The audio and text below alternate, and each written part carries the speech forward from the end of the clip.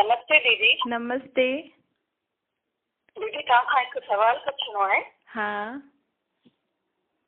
तव्हां कल्ह ॿुधायो हो हाँ कि संगम युग ते हाँ भॻवान अची करे पुरानी दुनिया खे नई ठाहींदो आहे। हाँ मतिलबु का शइ पुरानी जीअं थी वेंदी आहे हुनखे नओं कंदा आहियूं। हाँ त हिन टाइम ते भॻवान अची करे पुरानी दुनिया खे नओं कंदो आहे। हाँ त दीदी उहा नई दुनिया जे बारे में कुझु ॿुधाईंदा? उहा कीअं हूंदी आहे, उते छा छा थींदो आहे, हाँ हुनखे छा चइबो आहे? हाँ ॾिसो, पंहिंजो कोई कमु ख़राबु मतिलबु बिगड़ी वेंदो, पाण चएसि न भई जेको स्वास्तिक ठाहींदा आहियूं मतिलबु कमु सुठो बि थींदो आहे त ख़राबु, लेकिन विघ्न विनाशक भॻवानु असां सां गॾु हूंदो आहे विघ्ननि खे विनाश करण जो, त उहो सुठो थी वेंदो आहे। ईअं ई जॾहिं हिन दुनिया में कलयुग जो समय ईंदो आहे, जॾहिं सभु तरफ़ बुराइयूं आदि थींदियूं आहिनि, सभिनि जो कमु बिगड़ल हूंदो आहे, प्रकृति बि ख़राबु थी वेंदी आहे, त हुन समय परमात्मा अची करे असांखे परमात्मा पंहिंजी मदद सां हुन आत्माउनि खे बि तयारु कंदो आहे जेके सतयुग में वञण वारियूं हूंदियूं आहिनि, त हुननि खे तयारु कंदा आहिनि। त सतयुग में जेकी आत्मायूं हूंदियूं न, जेके परमात्मा बाप हाणे हिन कलयुग जे अंत में अची करे तयारु कंदा आहिनि, उहे सुख संपत्ति संपन्न हूंदियूं। मतिलबु हुननि जे जीवन में न त दुख शांति हूंदी, न हुन दुनिया में कोई विकार हूंदो, न भ्रष्टाचार हूंदो। त अहिड़ी दुनिया जी स्थापना केरु करे सघंदो आहे? भॻवानु। ऐं भई आत्मायूं त हितां ई वेंदियूं न, कोई नई आत्मा त न ईंदियूं। माण्हू सोचंदा आहिनि कि देवी देवताउनि जी दुनिया मथे आहे, उन्हनि खे त जीअं कोई अलॻि ई मञंदा आहिनि। भई हितां जा माण्हू सोचंदा आहिनि न भई ये देवी देवता आहिनि त किथे ॿी जॻह ते रहंदा आहिनि, हिननि जी दुनिया त अलॻि आहे, परंतु हुननि जो शरीर हीअं आहे, लेकिन आत्मा त हुननि जी बि पुनर्जन्म वठी करे कलयुग ताईं ईंदी आहे। छो जे पाण आत्माउनि खे न पहचानंदा आहियूं, शरीर खे ॾिसंदा आहियूं, इन करे सोचंदा आहियूं कि भई हीअ त किथे ॿियो किथे रहण वारी मनुष्य आत्मायूं आहिनि। कई माण्हू त चवंदा आहिनि देवी देवता मथे रहंदा आहिनि। हाणे मथे किथे रहंदा जॾहिं हुननि जी गृहस्थी आहे, हुननि खे मनुष्य तन आहे, त मनुष्य तन त हिते ई मिलंदो न।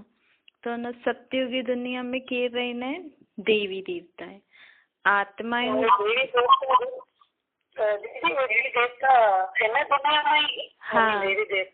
हाँ हिन दुनिया में जीअं मनुष्य जे आत्मा शरीर में आत्माउनि त आहिनि सी, आत्माउनि जे संस्कार स्वभाव बिगड़ल आहे।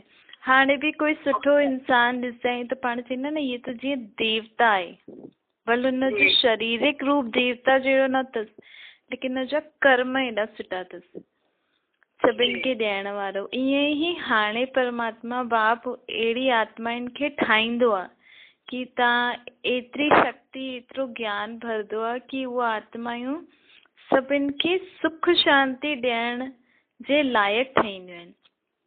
पोइ उहा ई आत्मा जॾहिं सतयुग में वेंदियूं आहिनि त उन्हनि खे शरीर बि देवी देवताउनि जहिड़ो मिलंदो आहे, त हुनखे तॾहिं पाण चवंदा आहियूं देवी देवता। त ठीकु आहे, मनुष्य आत्मा में आसुरी स्वभाव संस्कार थींदो आहे ऐं देवी देवताउनि में देवी स्वभाव संस्कार थींदो आहे। ठीकु आहे, त हुननि में बि जीअं हुते जीअं सतयुग में त पूरी पहिरियों महाराजा महारानी हूंदा न, भई हाणे बि दुनिया खे संभालण वारो केरु? हर देश में अलॻि अलॻि प्रेसिडेंट प्राइम मिनिस्टर आहिनि, या कंहिंजी कहिड़ी तरह हलंदी हूंदी, प्रेसिडेंट रूल हलंदो हूंदो, किथे प्राइम मिनिस्टर वॾो कमु कंदो हूंदो। ऐं देश में त छा वरी उन खां पोइ शहरनि में गलियुनि में सभिनि खे अलॻि अलॻि संभालण वारा आहिनि न।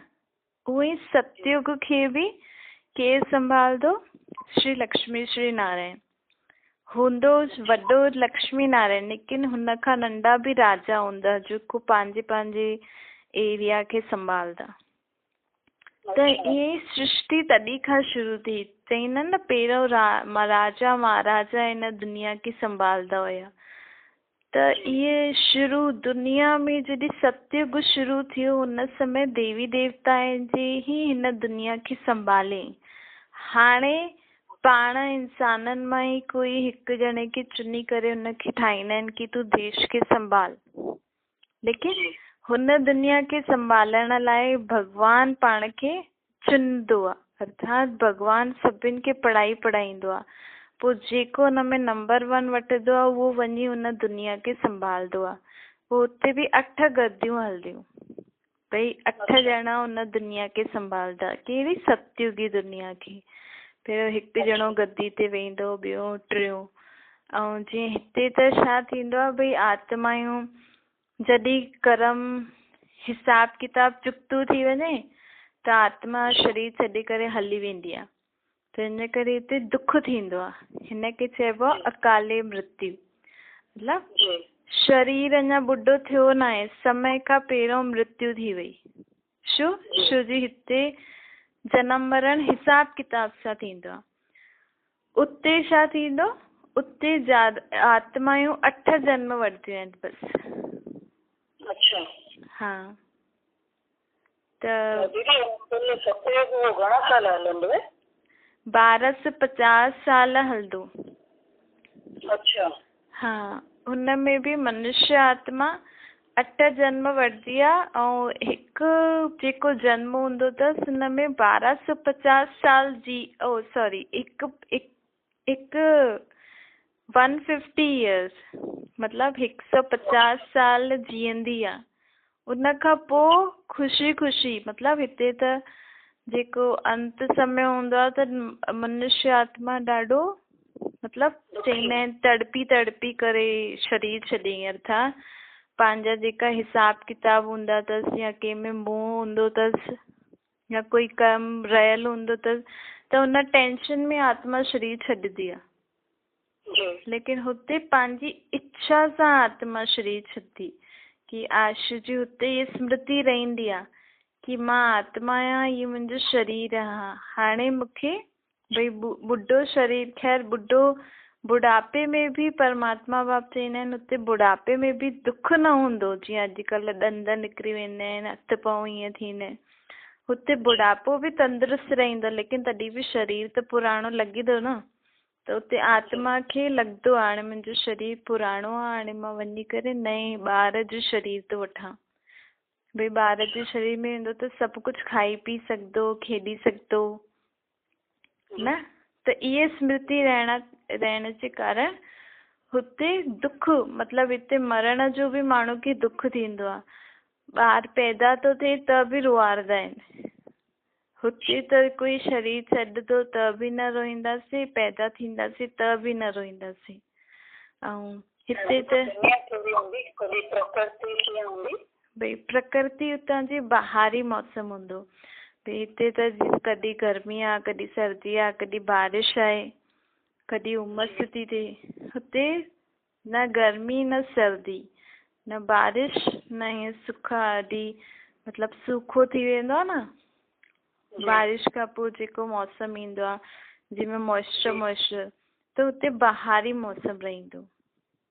त मौसम भी ॾाढो, प्रकृति भी सुठी हूंदी, खाइण पीअण जी चीजूं भी वैरायटी हूंदी, ॾाढा वॾा वॾा ऐं नेचुरल चीजूं हूंदियूं सभु। हिते त अॼुकल्ह दवाइयूं आदि मिलाइनि था, चाहे फॉरेन मां भी वठी था अचनि त बि मिलावट त थींदी आहे न हर हिकु चीज में। त हिन करे हुन दुनिया खे स्वर्ग चईंदा आहिनि माण्हू। भई हिते ॾिसो जीअं घर हा, हुते भी गृहस्थी हूंदी न। ॾिसो पाण ॾिसंदा आहियूं भई देवी ऐं देवता आहिनि, देवी भी आहे त देवता भी आहे, त गृहस्थी त हूंदी। भई सन्यासिन में त हिकु ई हूंदो आहे, त देवी देवता त गृहस्थ परिवार हूंदो आहे न। हिते घर गृहस्थ दुख, अशांति, अपवित्रता थी वई आहे। लेकिन हुतां जो जेको गृहस्थ हूंदो सुख शांति संपन्न हूंदी, पवित्रता हूंदी। ऐं जेका अॼुकल्ह संबंध ॾाढा थी विया आहिनि, ही काके जो भी काको, मामे जो भी मामो, अलाए कहिड़ा कहिड़ा संबंध थी विया आहिनि, दूर दूर जा भी संबंध थी विया आहिनि।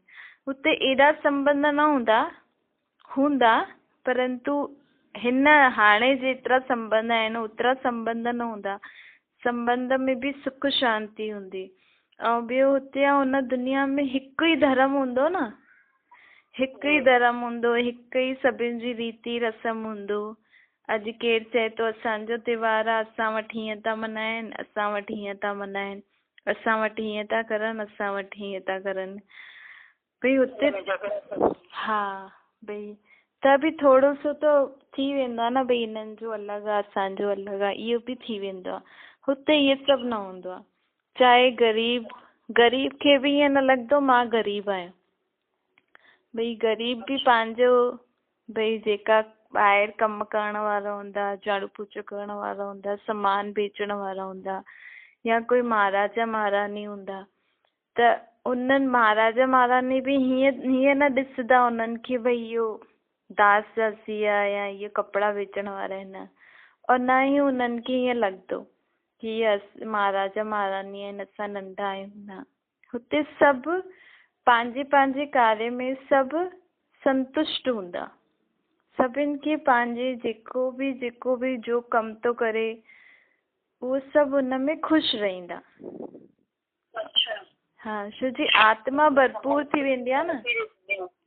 हा, मतलब सभु सुख शांति जी दुनिया हूंदी। हा, भई हिते बि ॾिसो, भई केरु छा थो करे, केरु छा थो करे, सभु पंहिंजे पंहिंजे कम में ख़ुशि हूंदासीं त दुनिया ख़ुशि हूंदी न।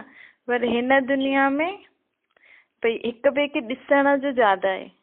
कोई ख़ुदि खे नथो ॾिसे कि मूंखे छा आहे, मां उन चीज़ुनि खे यूज़ करे ख़ुशि रहां न। हिते इन करे हिते दुख शांती आहे। ऐं वॾा बि माण्हू नंढनि खे बि ईअं ॾिसंदा, भई इहे त नौकर आहे, इहे त ग़रीब आहे, इहे नज़र बि थींदी आहे, है न। त हुते अहिड़ी नज़र बि न हूंदी। भई महाराजा महारानी बि ईअं सोचंदो इहे असांजा ॿार आहिनि। भई पूरी जेकी हुननि जी राजधानी हूंदी उहे सभिनि खे पंहिंजो सम्झी करे लेखदा, त उहो बि अंदरि मन में ख़ुशी थी वेंदी आहे। उन में बि पाण खे नंढो वॾो न लॻंदो आहे। त अंदरि जी जेकी मन जा जेका वीचार हूंदा आहिनि, बोलण जो तरीक़ो हूंदो आहे, उन्हनि जे प्रति व्यवहार थींदो आहे, इहे सभु सिखणो पवंदो आहे। तॾहिं दुनिया में सुख शांती ऐं हिकु परिवार जीअं रहंदासीं। भई माण्हू त ॻाईंदा त आहिनि, हीअ दुनिया हिकु परिवार आहे, हिंदू मुस्लिम भाई भाई आहिनि, लेकिन हिन जो मतिलबु छा थींदो आहे? सॼी दुनिया मतलब जेतिरी हींअर दुनिया फैलियल आहे, एतिरी दुनिया हूंदी? न, एतिरी न हूंदी। छो जी हुते हिकु ई धर्म हूंदो न। ऐं सतयुग जे आदि में सिर्फ़ु 9 लख माण्हू हूंदा।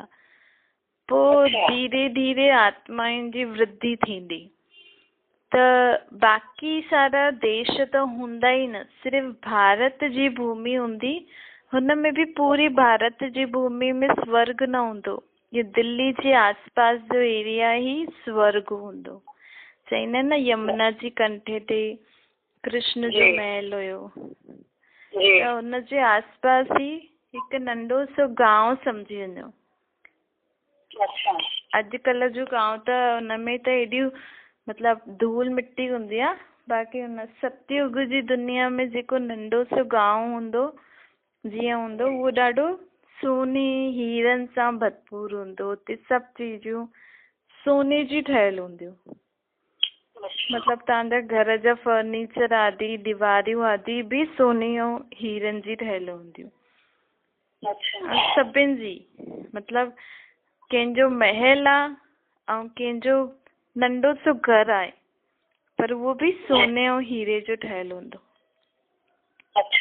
ईअं आहे। त इन करे सभु पंहिंजे पंहिंजे जीवन में ॾाढा संपन्न रहंदा। ठीकु आहे? हा, थैंक यू।